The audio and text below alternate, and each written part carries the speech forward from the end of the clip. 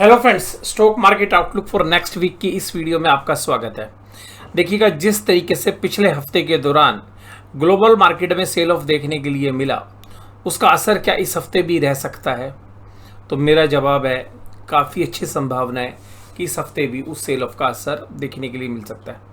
अगर ये cell of नहीं रहा कंटिन्यू, तो ऐसा देखने के लिए मिल सकता है कि ना केवल इंडेक्स के अंदर निफ्टी, बैंक निफ्टी सब अच्छा रिकवर कर सकते हैं, लेकिन उसकी संभावना मुझे कम लग रही है, क्योंकि जिस तरीके से जो लिक्विडिटी ड्रिवन रैली रही हैं वहाँ पर अगर हम सबसे बड़ी बात करें कि जो सबसे अच्छी रैली बाज़ारों में देखने के लिए मिली है, वो वैसे तो विश्व के सभी बाज़ारों में देखने के लिए मिली है, लेकिन जापान वहाँ पर सबसे अग्रणी रहा है। और अगर हम जापान के बाज़ार की अनदेखी कर दें, और क्योंकि इस समय जो समस्या आ रही है वो जापान की तरफ से ही आ रहा है, क्योंकि जापान के पास जितनी पर्याप्त मात्रा में लिक्विडिटी थी, ना वो केवल जापान के बाज़ारों को खींच रही थी, बल्कि बाकी जगह पर भी वो पैसा निवेश हो रहा था। अब वो जो ट्रेड्स थे, जिनको हम कैरी ट्रेड्स बोलते हैं, यानी कि हमारी भाषा में अगर हम उसे बोलें तो लीवरेज ट्रेड थे, यानी कि कर्जा लेकर बाजार चल रहे थे। और क्योंकि बाजार में कर्जा बहुत सस्ते रेट पे मिल रहा था, अब वो सस्ते रेट पे पैसा मिलने की वजह से बाजार जो हैं चल रहे थे। और यूएस के अंदर भी जो डेटा थे वो काफ़ी पॉजिटिव आ रहे थे, यूएस के बाजार भी बहुत तेज़ी से चले। अगर हम बात करें, क्योंकि हमारे दिमाग में खाली ये रहता है कि यार इंडिया ग्रोथ स्टोरी, इंडिया में ये हुआ, इंडिया में वो हुआ, तो आपको बता दूं कि मैं सबसे पहले ना आपके स्क्रीन पर लेके आ रहा हूँ कराची स्टॉक एक्सचेंज का चार्ट। ये कराची स्टॉक एक्सचेंज का जो चार्ट है, अगर हम देखें 2024 के अंदर भी, खाली 2024 के अंदर, तो ये जो बाजार है ये 62,000 के आसपास ट्रेड कर रहा था 2024 में भी। और वहाँ से ये जो बाजार है 2024 में भी 62,000 के करीब था, वहाँ से ये बाजार भी लगभग 27-28% रिटर्न दे चुका है। तो अगर आप कराची स्टॉक एक्सचेंज की रिटर्न्स भी देखेंगे तो वो 27-28% रही हैं। और अगर हम ये मान के चलेंगे कि पिछले 2-3 साल में क्या रहा है, अगर हम ये देखें कि 2023 से भी अगर हम इस बाज़ार को देखें, तो ये बाज़ार 2023 से और अभी 2023 के अगर हम लो से पकड़ें, तो बाज़ार ये पूरा का पूरा जो है डबल हो गया है। तो कुल मिलाकर ऐसा नहीं है कि खाली इंडिया के बाज़ार चले हैं, हालांकि हम ये एक बात बोलते रहते हैं कि जी इंडिया ग्रोथ स्टोरी, इंडिया की वैल्यूएशन भी स्ट्रेच है, ये बात आपको ध्यान रखनी है। पूरे ग्लोबल मार्केट में जो है तेज़ी रही है। ये देखिएगा, ये आपको बाज़ार दिख रहा है जापान का। जापान में 2023 से ये जो बाज़ार चला है जापान के बाज़ारों में, तो एक भयंकर तेज़ी देखने के लिए मिली है। तो जो जापान के बाज़ारों की अगर हम बात करें, तो जापान के बाज़ारों में जो तेज़ी देखने के लिए मिली है, अगर हम इसके मंथली चार्ट को भी देखें, तो ये आप देखेंगे कि अगर यहाँ पर एक 26,000 के आसपास कंसोलिडेशन हुआ, और पिछले 12-15 महीनों के अंदर ये जो बाज़ार है ये लगभग 70% की रिटर्न देता हुआ नजर आया। तो जापान में बहुत बढ़िया तेज़ी जो देखने के लिए मिली, और पहली बार हमें मंथली चार्ट पर 2 कंसेक्टिव कैंडल्स दिख रही हैं, यानी कि अभी ये तो महीना स्टार्ट ही हुआ है, लेकिन एक बड़ी कैंडल के साथ गिरावट देखने के लिए मिल रही है। और अगर ये कंटिन्यू रहती है तो इसका असर पूरे ग्लोबल मार्केट में देखने के लिए मिल सकता है। ये इसका जो है डेली चार्ट है। अगर हम इस साल की शुरुआत की बात करें, तो जब इस साल की शुरुआत हुई थी, तो अगर उन लेवल्स को देखें जो साल की शुरुआत में थे, उन मेजर सपोर्ट लेवल को तोड़कर जापान के बाज़ार बंद हुए हैं। ये मेजर एरिया काफ़ी अच्छा सपोर्ट एरिया था, उसको भी बाज़ार ने तोड़ा डेली चार्ट में पिछले 3-4 दिनों में। तो हफ्ते की शुरुआत वीक रही, और हफ्ता ख़त्म होते होते लास्ट की 2 कैंडल जापान के बाज़ार में ऐसी बनी है जहाँ पर कि ऐसा लग रहा है जापान के बाज़ार को देख के कि ये जो सेल ऑफ है ये कंटिन्यू रह सकता है। अब ये जब सेल ऑफ होगा तो उसका जो असर है वो यूएस के बाज़ारों में भी देखने के लिए मिलेगा। लेकिन उससे ज़्यादा ये कि हमारे बाज़ार अभी शायद संभलें, एक बार झटका इंटरनेशनल मार्केट का झेल लें हम। लेकिन अगर ये गिरावट कंटिन्यू रही तो ये पक्का है कि हमारे बाज़ार भी नहीं संभलेंगे, और हमारे बाज़ारों को भी टूटना ही पड़ेगा। क्योंकि ये थी जो है, मैं बोल ही रहा हूँ बहुत समय से, लिक्विडिटी ड्रिवन रैली, और निकलने का जो समय होता है वो बाज़ार जो है देता नहीं है। क्योंकि जब बाज़ार चल रहा होता है ना, तो लालच इतना होता है, इतने अच्छे पैसे बन रहे होते हैं कि हम एग्जिट नहीं ले पाते। और पिछले 5 साल में नेस्डेक भी तकरीबन 100% चला है। अब ये देखते हैं निफ्टी बैंक पर आते हैं अपने चार्ट की तरफ। निफ्टी बैंक का डेली चार्ट आप स्क्रीन पे देख रहे हैं। अब इस चार्ट के हिसाब से देखें तो निफ्टी बैंक जो है इलेक्शन के रिजल्ट के बाद एक अच्छी तेज़ी पकड़ी, क्योंकि जी एक स्टेबल गवर्नमेंट आ गई, जो पैसा साइड में बैठा हुआ था सब वो बाज़ार में आता हुआ लगा और निफ्टी के ने जो है ज़्यादा अच्छा किया, निफ्टी ने आउट परफॉर्म किया निफ्टी बैंक को। लेकिन धीरे धीरे एक डिस्ट्रीब्यूशन टाइप पैटर्न बना और निफ्टी बैंक धीरे धीरे कमज़ोर होता हुआ नजर आया। एक टेक्निकल बाउंस बैक भी मिला और अब हमें ऐसा लग रहा है कि अगर ये ग्लोबल सेल ऑफ रहता है तो शायद अब हमारा जो अगला पड़ाव है, जो मैं आपको पहले ही बोल रहा था 50,400 की तरफ है, तो हो सकता है कि आपको इस हफ्ते ही 50,400 के भाव देखने के लिए मिल सकते हैं। और ग्लोबल सेल ऑफ थोड़ा सा इंटेंस हो गया और उसका असर हमारे बाज़ारों में भी आने लगा, क्योंकि ग्लोबली आएगा। हो सकता है क्योंकि हम 2-3 दिन रिएक्ट ना करें, उतना रिएक्ट ना करें, लेकिन बाद में हफ्ते के अंत तक भी अगर वो ग्लोबल सेल ऑफ कंटिन्यू रहा तो हफ्ते के अंत तक तो हम भी जो है उसकी चपेट में आ सकते हैं। और उस परिस्थिति में बाजार 50,000 के आसपास, जो इससे पहले के जो इलेक्शन आउटकम से पहले के जो हाइज थे 49,900 के आसपास, ये जो लेवल्स हैं इन लेवल्स तक बाजार नीचे खिसकता है। और अगर मैं आपको बोलूं कि अगर बाजार 49,900 तोड़ देते हैं बाई चांस, क्योंकि जब ग्लोबल सेल ऑफ होता है तो भैया ऐसे ही टूटते हैं बाजार, और फिर अगर 49,900 तोड़ दिया तो फिर आप ये समझिएगा कि जितने भी बड़े बड़े ट्रेडर्स हैं उन सब के स्टॉप लॉस ट्रिगर होंगे और एक पैनिक सेलिंग जो है वहाँ से शुरू हो सकती है। और उस परिस्थिति में बाजार जो है फिर उन लेवल से भी 2-4-5% और टूट सकते हैं। तो अल्टीमेटली बाजार में गुंजाइश निफ्टी बैंक में तकरीबन 10% की एक मार्केट करेक्शन की गुंजाइश भी बनती है। तो वो जो लेवल्स आते हैं वो आते हैं 48,000 के आसपास, लेकिन मेजर सपोर्ट 49,000 के आसपास हमें नज़र आ रही है। तो 49,400, 49,500, 49,000 के आसपास बाजार आएंगे। और अगर वो भी टूट गए ना भैया, फिर बाजार का कोई अंत नहीं है। बाजार 10% भी टूट सकते हैं, 15% भी टूट सकते हैं, 20% भी टूट सकते हैं, एकदम नहीं टूटेंगे, समय लेंगे। मैं आपको दिखाऊंगा 2007 और 8 के बीच में जब निफ्टी में गिरावट हुई थी। और एनएससी बैंक का ये वीकली चार्ट है, तो वीकली चार्ट में आप देखेंगे कि 4 वीक की कमजोरी है। तो जनरली 4 वीक की कमजोरी के बाद एक पुल बैक आ सकता है, टेक्निकल बाउंस बैक, लेकिन वो बाउंस बैक तभी आएगा अगर ग्लोबल सेल ऑफ नहीं हुई। तो अगर ग्लोबल सेल ऑफ कंटिन्यू रही तो निफ्टी बैंक जो है अपने आप को नहीं संभाल पाएगा, इसमें एक सेलिंग आएगी। हालांकि इसमें डोमेस्टिक रीजंस हैं ज़्यादा, इसलिए निफ्टी बैंक में शायद कमजोरी निफ्टी के सामने कम हो।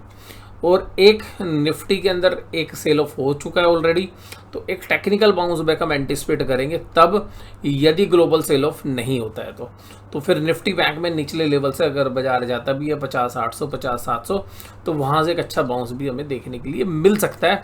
शर्त यही है कि ग्लोबल सेल ऑफ ना हो या कोई नेगेटिव न्यूज़ का फ्लो ना रहे। निफ्टी बैंक के मंथली चार्ट के ऊपर जो है एक रेड कैंडल बनी, और ये जो रेड कैंडल बनी है ये काफ़ी लंबे समय अंतराल के बाद बनी है, यानी कि 3-4 महीने के बाद। 4 महीने की हम बात करें तो 4 महीने में लगातार हम जो है तेज़ी देखते हुए नज़र आए थे। बीच में हालांकि एक रेड कैंडल थी, अगर उसको इग्नोर करते हैं तो एक लगातार तेज़ी इसमें रही है। निफ्टी में तो क्लियरली 4-5 कैंडल लगातार बनी है, निफ्टी बैंक में हालांकि फिर भी 1 महीने में कमजोरी रही। अब ये देखिएगा निफ्टी की कैंडल। अब निफ्टी की जो कैंडल है ये 1 डे की चार्ट है। 1 डे का चार्ट ये आपको बता रहा है कि भाई देखिएगा निफ्टी में 1 डे में जो गैप डाउन हुआ, अगर आप यहाँ देखेंगे तो एक गैप डाउन इस तरीके का यहाँ देखने के लिए मिल रहा है, एक गैप डाउन यहाँ देखने के लिए मिल रहा है। उसके बाद एक पुल बैक आया और गैप अप हुआ, उसके बाद फॉल हुआ इलेक्शन रिजल्ट वाले दिन। अब अगर हम ये देखें तो इस तरीके के जो फॉल है, इस तरीके के जो गैप है, गैप डाउन काफ़ी कम है। और जब भी ऐसे गैप डाउन देखने के लिए मिलते हैं तो ऐसे चांसेस होते हैं कि थोड़ा सा सेल ऑफ हो आता है। फिर हालांकि आखिर नीचे बाजार संभलते हैं अभी तक। तो बाजार संभलने का जो लेवल है वो है 24,400, और मैं मान के चलता हूँ कि 24,400 के आसपास से बाउंस आना चाहिए। अगर 24,400 क्रैक होते हैं तो बाजार का अगला पड़ाव 24,050, 24,000 के आसपास ही जाके रुकता है। ऊपरी लेवल पर देखेंगे तो जो हाईज अभी लगाए हैं बाजार का वही एक रेजिस्टेंस लेवल है। बट बाजार में मुझे लगता है कि जिस तरीके की परिस्थिति है, निफ्टी बैंक के शेयर शायद थोड़ा बहुत संभाल सकते हैं बाजार को। मैं बहुत ज़्यादा कन्विंस नहीं हूँ। ग्लोबल सेल ऑफ अगर रहेगी तो भाई फिर कुछ भी नहीं समझना वाला।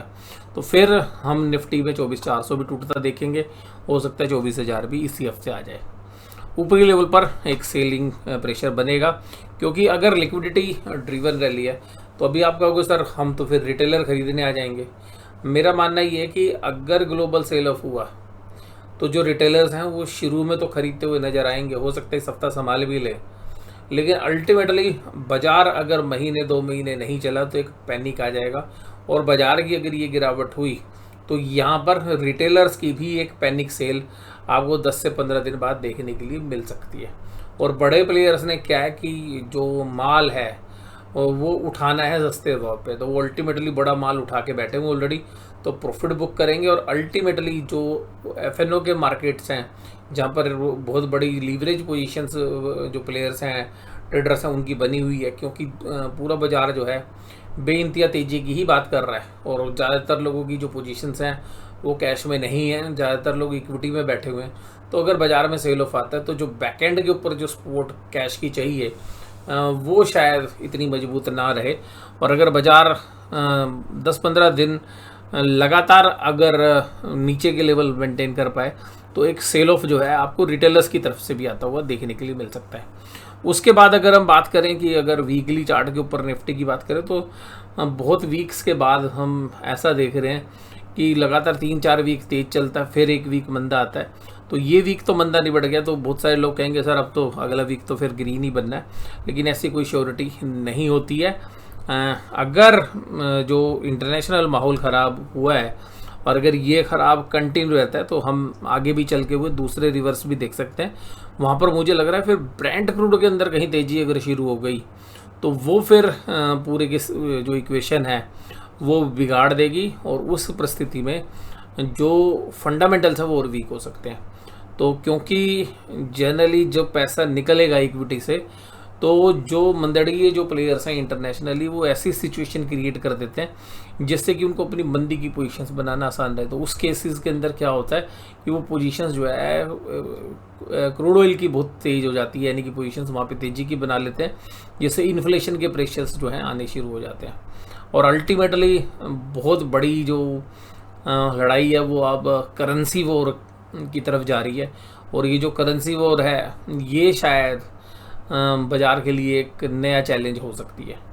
और अभी तक जो चर्चा चल रही थी कि भाई यूएस के अंदर रेट कट कटेंगे, उसी बीच में रेट कट की खबर से के ऊपर जो है हावी हो गई है बाज़ार की रिसेशन वाली खबर। और अगर हम आपके साथ चर्चा करें भाई 2007-8 की, तो आपको ये ध्यान रखना चाहिए जिस तरीके की तेज़ी अभी हुई है निफ्टी के अंदर उससे भी बेइंतहा तेज़ी जो है हमने 2007 में देखी थी। और ये जो लेवल्स हैं अगर आप देखें जो तेज़ी हुई थी, अगर आप स्क्रीन पे देख पा रहे हैं तो ये जो तेज़ी थी ये मंथली चार्ट के ऊपर है। और ये जो कैंडल्स हैं ये बता रही हैं कि किस तरीके से 3,000 से बाजार 6,000 हो गया था, और कितने टाइम में, केवल 15 महीनों के अंदर। 3,000 से 6,000 केवल 15 महीनों के अंदर। और जब बाजार टूटने पर आया था, जब बाजार टूटने पर आया था तो 6,000 से 3,000 के भी नीचे चला गया था बाजार। और वो बाजार ने जो है तकरीबन 11-12 महीने का टाइम लिया था। तो इस तरीके की जो करेक्शन आई थी वो वास्तव में ये जो प्रॉफिट्स थे, जो बड़े फंड्स हाउसेज होते हैं वो अपना प्रॉफिट बुक करते हैं। और यहाँ पे यूएस का सब प्राइम इशू आया था। मैं इतना बड़ा फॉल तो हालांकि एंटिसिपेट नहीं कर रहा हूँ, बट मुझे लग रहा है कि बाज़ार में एक लंबी करेक्शन हो सकती है इस बार। और वो करेक्शन आपको ना केवल अगस्त बल्कि वो सितंबर तक भी चलती हुई दिख सकती है। और मेरा पेन जो है वो कैलकुलेट करने का जो तरीका वो मुझे लग रहा है कि निफ्टी बैंक निफ्टी या जो लार्ज कैप इंडेक्स हैं उसमें तो शायद 10-12-15% में मामला निबट जाए, लेकिन स्मॉल कैप और मिड कैप इंडेक्स के अंदर शायद सेलिंग आपको 20%, 30% और इवन 40% तक भी जा सकती है। अगर मैं आपको बोल रहा हूँ कि जो इंटरनेशनल सिनेरियो अगर वो इसी तरीके का रहता है। और मैंने आपको पिछली वीडियो में बोला था कि वारन बफेट जैसे जो इंसान है वो लगभग 20 लाख करोड़ रुपए के आसपास की जो वैल्यू जो कैश मार्केट में बनती है उस वैल्यू के आसपास वो कैश में बैठे हुए हैं, और उन्होंने काफ़ी कैश बढ़ाया है भी इस बार, और उन्होंने बैंक ऑफ अमेरिका में और एप्पल के शेयर्स में एक ज़बरदस्त बिकवाली जो है की है, और जो अपने कैश फंड्स हैं उनको जो है 1/3 जो है इंक्रीज़ किया इस क्वार्टर में। इसके अलावा उनके जो फंड्स हैं वो 5% की जनरली यील्ड ट्रेजरी बिल में कर रहे हैं। तो कुल मिलाकर इंटरनेशनली भी जो बड़े प्लेयर्स हैं वो भी इस रैली को जो है एक एग्जिट की तरह यूज़ कर रहे हैं, और बाज़ार की जो करेक्शन आएगी इफ़ एनी, तो हमें लगता है कि वो करेक्शन एक बढ़िया पोर्टफोलियो बिल्ड करने का मौका शायद हम लोगों को भी प्रदान करेगी। और इस समय पर हम, क्योंकि पिछले 1.5-2 साल में काफ़ी अच्छे प्रॉफिट्स हमने अर्न किए हैं, और सिमिलरली हमारी पोजीशंस भी डेट में ही हैं या गोल्ड वाले जो इंस्ट्रूमेंट्स हैं उसकी तरफ है। तो हो सकता है कि बाज़ार की ये जो करेक्शन आए तो लिक्विडिटी की वजह से हो सकता है कि थोड़ी सी कमोडिटी के अंदर भी हम एक राइज देखें। तो हमें लग रहा है कि गोल्ड में भी एक अच्छी तेज़ी बननी चाहिए, इसलिए हमने कॉन्ट्रा बाय जो है वहाँ पे की है, क्योंकि जो लिक्विडिटी है वो अगर इक्विटी से निकलेगी तो कहीं ना कहीं तो वो शिफ्ट होगी, और उस पर काफ़ी अच्छे चांसेस हैं कि वो कुछ कमोडिटीज़ में स्पेशली गोल्ड के अंदर शायद शिफ्ट होती हुई नज़र आए। वहाँ पर एज ए डिस्क्लोज़र हमारी जो है होल्डिंग पोजीशंस है, और हमने इक्विटी का ज़्यादातर फंड जो है गोल्ड और डेट में ही जो है शिफ्ट किया है। तो ये जो वीडियो आपके साथ हम चर्चा में कर रहे हैं, इसमें हमने जो चर्चा की है वो आज का जो मूड माहौल है बाज़ार का उसको देखते हुए की है। हिस्टोरिकली हमने जो चीज़ देखी है, अपने अनुभव से जो चीज़ पाई है वो आपके साथ शेयर किया है। कोई भी अगर आप ट्रेड लें, निवेश लें, तो अपने फाइनेंशियल एडवाइस सलाह लें, और इस वीडियो को केवल और केवल एजुकेशनल पर्पसेस के लिए ही समझें। आज की इस वीडियो में बस केवल इतना ही। वीडियो देखने के लिए धन्यवाद। Thank you very much.